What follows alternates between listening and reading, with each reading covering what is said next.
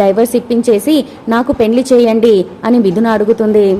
కానీ మేము నిన్ను మా గౌతమ్కి మాట్లాడడానికి వచ్చాం, నీకు మేమందరము నచ్చాము కదా అని మహాలక్ష్మి అనేసరికి, అవును నాకు మీరందరూ నచ్చారు, కానీ నేను కోరుకున్న క్వాలిటీస్ మాత్రం రామ్లోనే ఉన్నాయి, అందుకే నేను రామ్నైతేనే పెళ్లి చేసుకుంటాను, ఇంకెవ్వరిని చేసుకోను అని మిథున తేల్చేసి చెప్తుంది.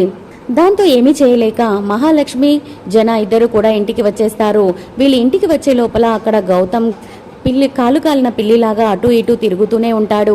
అర్చన గిరి ఇద్దరు కూడా గౌతమ్ని చూస్తూ, ఎందుకు వీడు ఇలా తిరుగుతున్నాడు, అవసరమా, అయినా ముంబైలో పిల్లలే లేనట్టు వీడు ఇంత దూరం రావాలా అని చెప్పి గిరి అంటూ ఉంటే, నీకు అసలు విషయం తెలియక ఇంత కూల్గా మాట్లాడుతున్నావు, వాడు మహాలక్ష్మి ఒరిజినల్ కొడుకు, ఆ విషయం తెలిస్తే నీ గుండె ఆగిపోతుంది అని అర్చన మనసులో అనుకుంటూ ఉంటుంది.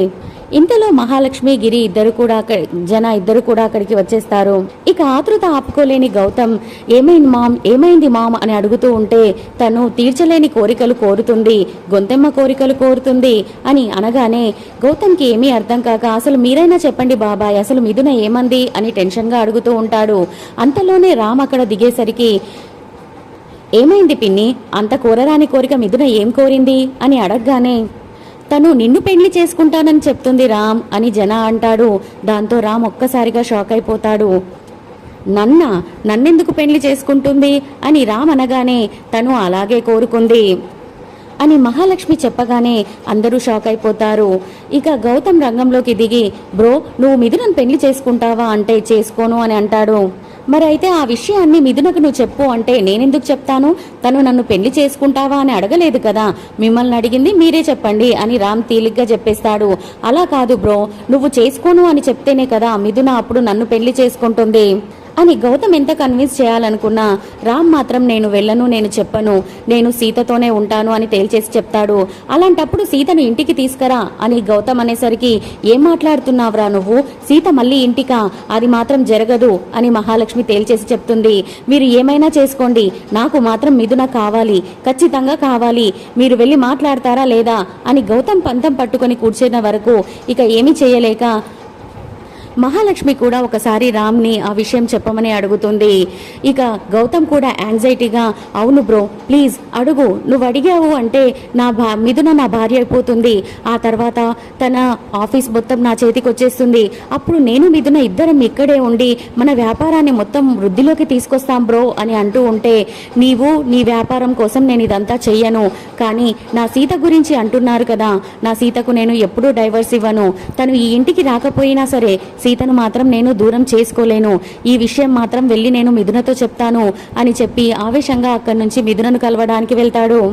అక్కడ రామ్ కోసం వెయిట్ చేస్తున్న మిథున, థ్యాంక్స్ రామ్, నేను నిన్ను పెళ్లి చేసుకుంటానని మీ వాళ్ళకి చెప్పగానే నువ్వు ఇంత తొందరగా నన్ను కలుస్తావని నేను అస్సలు ఎక్స్పెక్ట్ చేయలేదు తెలుసా అని ఆనందంగా అంటూ ఉంటే, నేను నిన్ను పెళ్లి చేసుకుంటాను అని చెప్పడానికి రాలేదు, చేసుకోను, నాకు ఆ ఉద్దేశం లేదు అని చెప్పడానికి వచ్చాను అని రామనగానే, ఎందుకు చేసుకోవు, నాకంటే ఆస్తి పరురాలు, నాకంటే అందగత్తే, చదువుకున్నది నీకు దొరుకుతుందా అని అంటే, నా సీతకు ఎవ్వరూ సమానం కాదు, నా సీతే నాకు గొప్ప అని రామంటాడు. ఆ సీత పల్లెటూరి బైతు ఎలా ఉంటుంది, ఎలాగో నువ్వు తనతో కలిసి కూడా ఉండడం లేదు కదా, అలాంటప్పుడు తనకి డైవర్స్ ఇచ్చేసి నన్ను పెళ్లి చేసుకోవడానికి నీకు ప్రాబ్లం ఏంటి అని మిథున అడగగానే, నేను నా సీతకు డైవర్స్ ఇవ్వడం కుదరదు, అయినా సీత గురించి అడుగుతున్నావు కదా అని అంటూ సీతను చాలా గొప్పగా వివరిస్తాడు. ఆ మాటలు వింటున్న మిథున రూపంలో ఉన్న సీత చాలా సంబరపడిపోతూ ఉంటుంది. సరే అయితే నీ సీత నీకు అంత గ్రేట్ అని అంటున్నావు కదా, అయితే సీతను నువ్వు ఇంటికి తెచ్చుకో అని మిథున అనగానే, నేను తీసుకుని రాను, తను చేసిన తప్పును నేను ఇప్పుడే క్షమించలేను అని రామ్ అంటూ ఉంటే, అయితే నన్ను పెళ్లి చేసుకో అని అంటుంది. నేను నిన్ను పెళ్లి కూడా చేసుకోను అని చెప్పగానే ఇక రామ్ ఎక్కడా లొంగడు అనుకున్న మిథున, సరే ఈ రెండిట్లో ఏదో ఒకటి నువ్వు ఖచ్చితంగా చేసి తీరాలి, ఒకవేళ అలా నువ్వు చేయలేదు అంటే మీ కంపెనీలో ఉన్న నా షేర్స్ అన్నీ కూడా నేను విత్డ్రా చేసుకుంటాను, అలా నేను విత్డ్రా చేసుకుంటే ఏం జరుగుతుందో నీకు తెలుసు కదా, మీ కంపెనీ షేర్ వాల్యూ మొత్తం పడిపోతుంది, ఆ తర్వాత మీరు రోడ్డు మీదకి వచ్చేస్తారు అని వార్నింగ్ ఇవ్వగానే రామ్ ఒక్క నిమిషం కంగారు పడిపోయి, సరే నువ్వు ఆఫీసు షేర్స్ అని భయపెడుతున్నావు, దానికోసం కాకపోయినా నా సీతను నేను ఎప్పటికీ వదలను అని నిరూపించడానికైనా సరే నా సీతను నేను తీసుకొని వెళ్తాను చూడు అని అంటూ సీతను తీసుకొని వెళ్ళడానికి రేవతి వాళ్ళ ఇంటికి వెళ్తాడు. ఇక సీత కూడా చాలా ఫాస్ట్ గా డ్రైవింగ్ చేస్తూ రామ్ కంటే ముందే రేవతి వాళ్ళ ఇంటికి చేరుకొని రేవతి వాళ్ళకి విషయం చెప్పేసి రూమ్ లోకి వెళ్లేసి డ్రెస్ చేంజ్ చేసుకోవడానికి వెళ్తుంది. ఇక రామ్ అక్కడికి రాగానే ఏమీ తెలియనట్టు కిరణ్ రేవతి ఇద్దరు కూడా ఆఫీస్ ఫైల్స్ చూస్తున్నట్టుగా యాక్టింగ్ చేస్తూ ఉంటే రామ్ అక్కడికి వచ్చేసరికి వాళ్ళని తనని చూసేసి కూర్చోబెట్టి మాట్లాడుతూ ఉంటారు. సీత ఇంట్లో లేదా అని అడిగేసరికి ఇంట్లోనే ఉంది రామ్, తలనొప్పిగా ఉందని పడుకుంది అని రేవతి చెప్తుంది.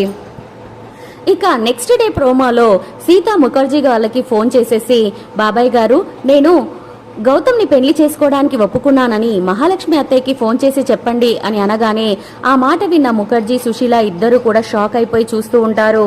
అదేంటమ్మా నువ్వు మిథునలాగా యాక్ట్ చేస్తూ ఇప్పుడు గౌతమ్ని పెళ్లి చేసుకుంటానని ఎలా ఒప్పుకుంటున్నావు సీత అని సుశీల అడగగానే ఆ విషయాలన్నీ కూడా నేను మిమ్మల్ని కలిసి మొత్తం వివరిస్తాను బాబాయ్ గారు, ఇప్పుడు మాత్రం మీరు మా అత్తయ్యకి ఫోన్ చేసి నేను చెప్పినట్టు చెప్పండి అని సీత అనగానే సరే అని ముఖర్జీ దంపతులు ఇద్దరు కూడా మహాలక్ష్మికి ఫోన్ చేస్తారు. మహాలక్ష్మి స్పీకర్ ఆన్ చేసి అదంతా కూడా అందరికీ వినిపిస్తూ ఉంటుంది. అదే మహాలక్ష్మి గారు, నిన్న మీరు మా ఇంటికి వచ్చేసి గౌతమ్తో మిథున పెళ్లి గురించి మాట్లాడారు కదా అని అనగానే మేము మాట్లాడాం, కానీ మిథున గౌతమ్ని పెళ్లి చేసుకోవడానికి సిద్ధంగా లేదు కదా, తను రామ్ని పెళ్లి చేసుకుంటాను అని చెప్పింది కదా అని మహాలక్ష్మి అనగానే తెలియదు, ఇప్పుడు తను మనసు మార్చేసుకుంది, తను మీ గౌతమ్నే పెళ్లి చేసుకుంటానని చెప్పమంది అని ముఖర్జీ చెప్పగానే గౌతమ్ ఫేస్ ఆనందంతో వెలిగిపోతూ ఉంటుంది. ఇక ఇక్కడ రేవతి కిరణ్లు కూడా సీతను ఇదేంటి ఇలా చేస్తున్నావని అడిగేసరికి అస్సలు ఆట ఇప్పుడే మొదలైంది పిన్ని బాబాయ్ అని చెప్తూ ఉంటుంది. మరి సీత ఆడబోయే ఆట ఏంటో తెలుసుకోవాలి అనుకుంటే నా ఛానల్ని సబ్స్క్రైబ్ చేసుకొని ఒక లైక్ ఇవ్వడం మర్చిపోకండి. Bye bye friends.